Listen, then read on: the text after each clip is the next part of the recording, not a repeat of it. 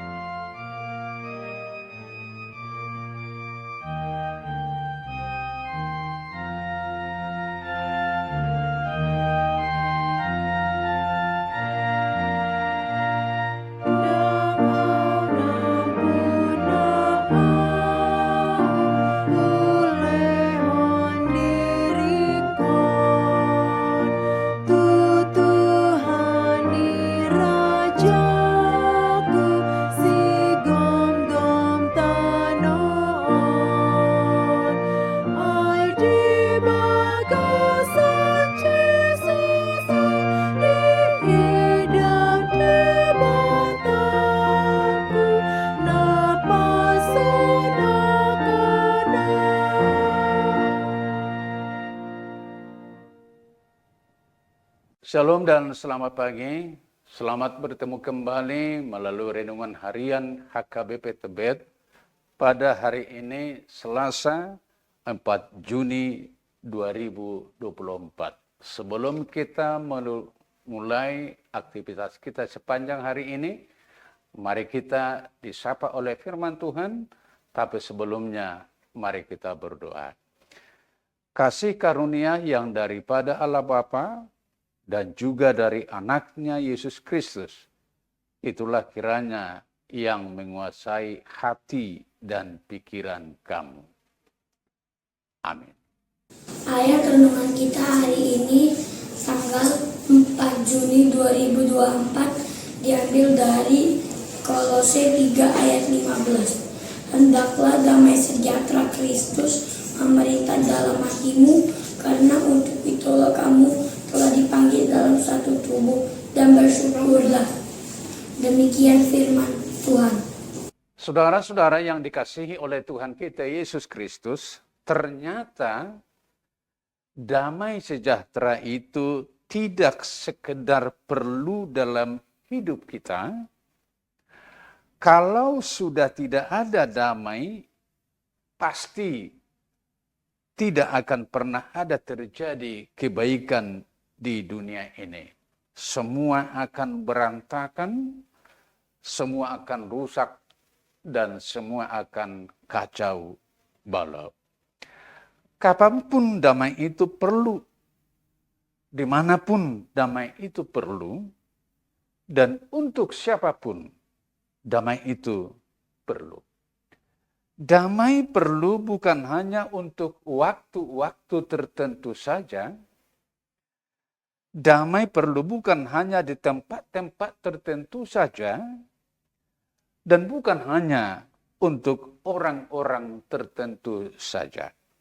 Singkatnya, damai sejahtera itu adalah kebutuhan dasar yang tidak bisa terpisahkan dari perjalanan hidup kita di dunia ini. Itu makanya Allah sendiri sangat berkepentingan dalam hadirnya damai sejahtera di dunia ini.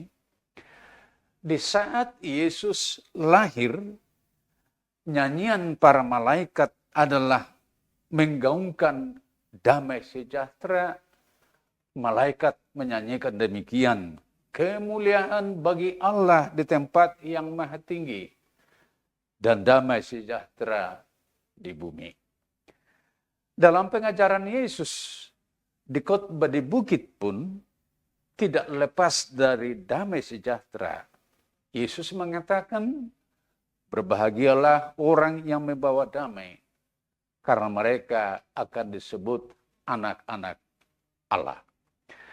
Di saat Yesus menjumpai murid-muridnya yang sedang masih ketakutan dan masih bersembunyi setelah kebangkitan Yesus, Ia menyapa mereka dengan ucapan damai sejahtera bagi kamu.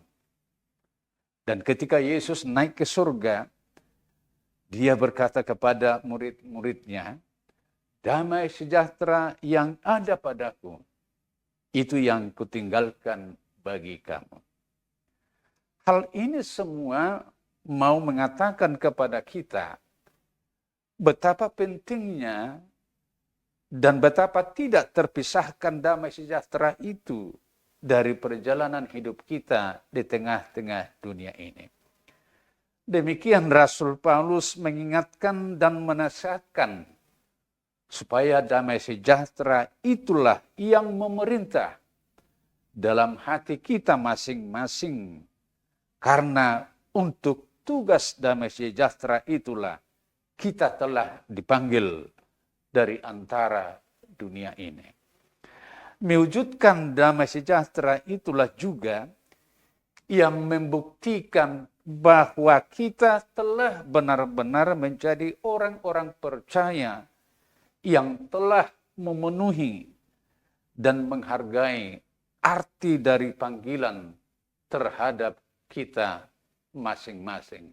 Hendaklah hidupnya diperintah oleh damai sejahtera yang daripada Allah. Amin. Kita berdoa. Kami sangat berterima kasih dan bersyukur Tuhan di pagi hari ini. Betapa besarnya kasih-Mu, penyertaan dan perlindungan-Mu bagi kami masing-masing. Tuhan masih memberikan kami nafas hidup dan hari yang baru yang kami percayai, hari yang penuh sukacita dan berkat. Tuhanlah bersama-sama kami sepanjang hari ini, di dalam kami melakukan tugas dan tanggung jawab kami untuk membawa damai sejahtera di tengah-tengah dunia ini. Biarlah damai sejahtera yang daripada Tuhan, yang senantiasa memerintah hidup kami, sehingga setiap perilaku kami, persekutuan kami, penuh dengan damai sejahtera. Ajarlah kami Tuhan, untuk tetap hidup dalam damai, karena Tuhan telah membawa damai dalam kehidupan kami, dan Tuhan telah memberi kami tugas dan tanggung jawab untuk membawa damai sejahtera di tengah-tengah dunia ini. Pakailah kami Tuhan seturut dengan kehendak-Mu. Tetapi ampuni kami dari dosa kami. Di dalam nama anak-Mu Yesus Kristus, Juru Selamat kami. Anugerah Tuhan kita Yesus Kristus, kasih setia Allah Bapa, dan persekutuan dengan Roh Kudus, kiranya menyertai kamu sekalian. Amin.